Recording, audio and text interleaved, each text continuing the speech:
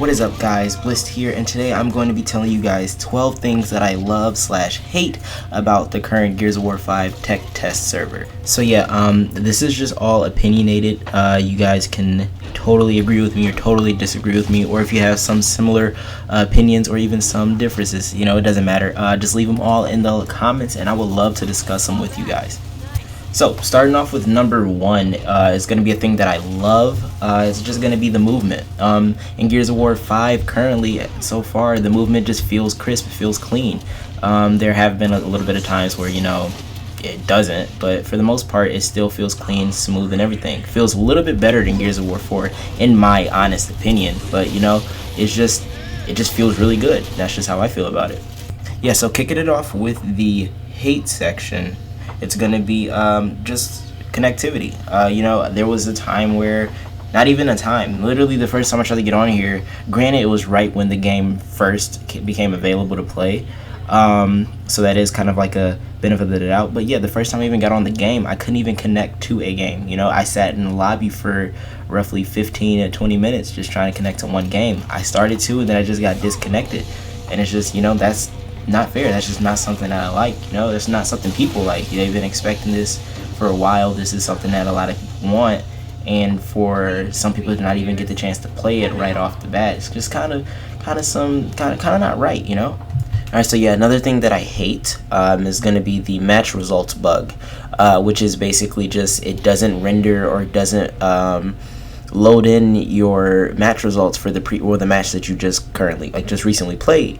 And I know it's a slight bug, and I know that, you know, with a game as new as Gears of War 5, you know, bugs are expected. But it's just something that I would like to point out, just because, you know, if you don't point out the bugs, if you don't, you know, keep these game designers and game creators and all of these people on their toes with stuff, they're going to become complacent and lazy. And you don't want that. You don't want a half-finished game, you know?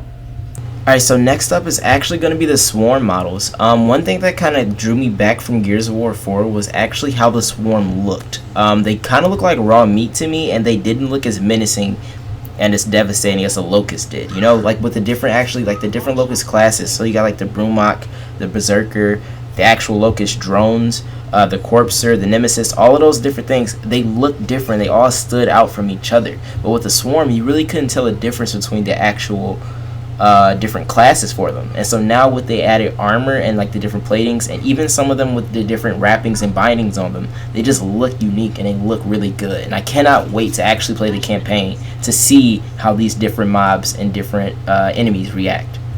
Alright, so following is going to be another thing that I love, is actually going to be the MVP screen.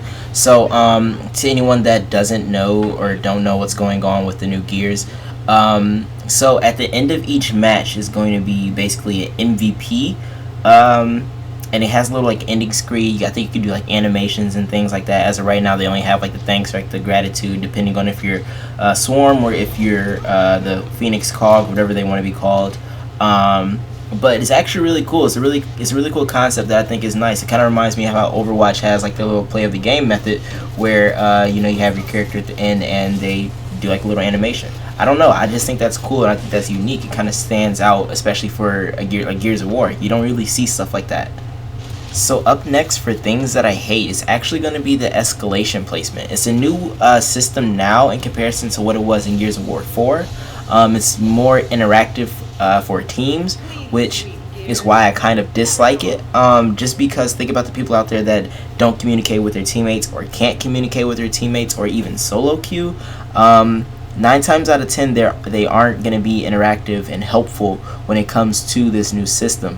And I mean, yeah, it still forces it to go down depending on whoever is the team leader, but it's just, I just don't think it necessarily works in the broad setting.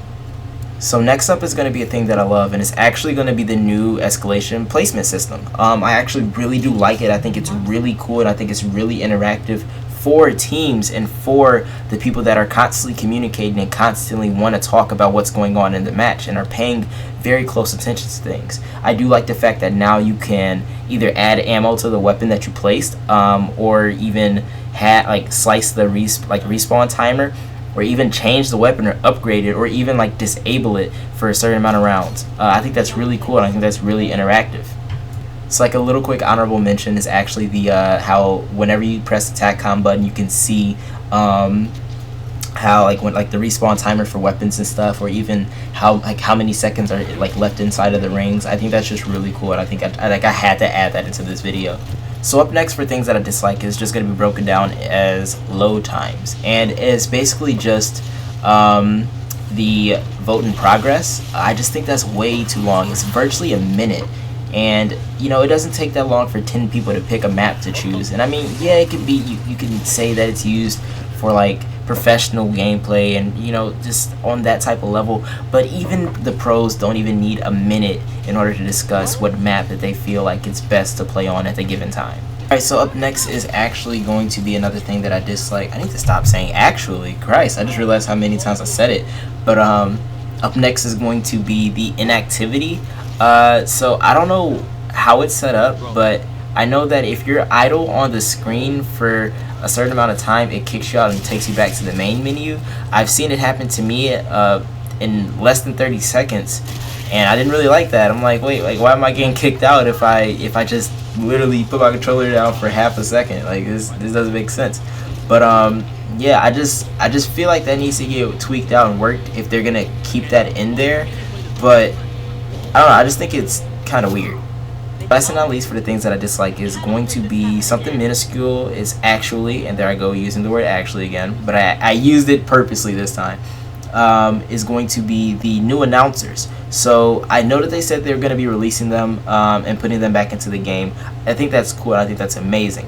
But the question always arose like, oh, well, who is going to be the voice for the Swarm? Like, they don't have a leader. We already killed the broadcaster from Gears of War 4. What are they going to do? What are they going to do? There's nothing going on.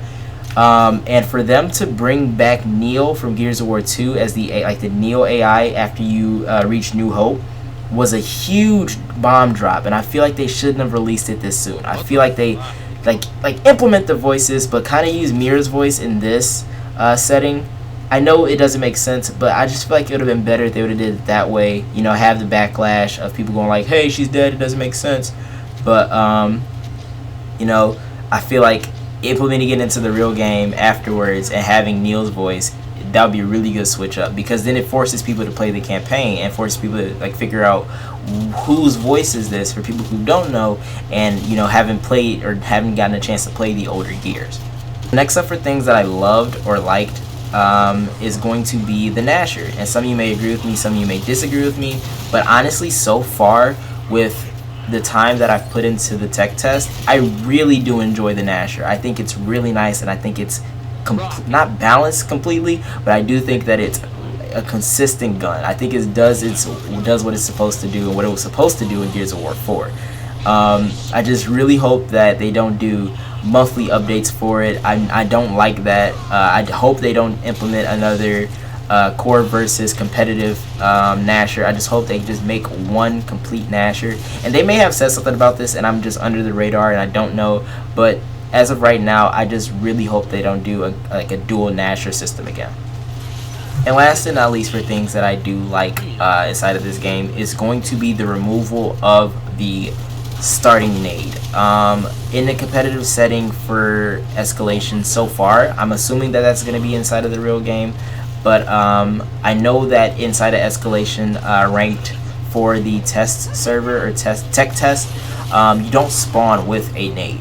And I think that's really cool. It makes people rely more so on their gun skills, and you know, if you get into a sticky situation, you have to rely on either your teammates or your gun. You know, you don't get that extra protection from a smoke grenade or, you know, a shot grenade or frags or incense. And just a little side note to add to this, I do like the addition of the flashbang. I remember seeing something about that during the reveal from it when they did the multiplayer test, when they had all of the teams come out. Shout out to Team Tox. I just really think that's cool, and I just like that, you know, you're forced to rely on what you're given and you're not given a nade this time. That's just kind of cool to me. Alright guys, so that just about wraps up my video.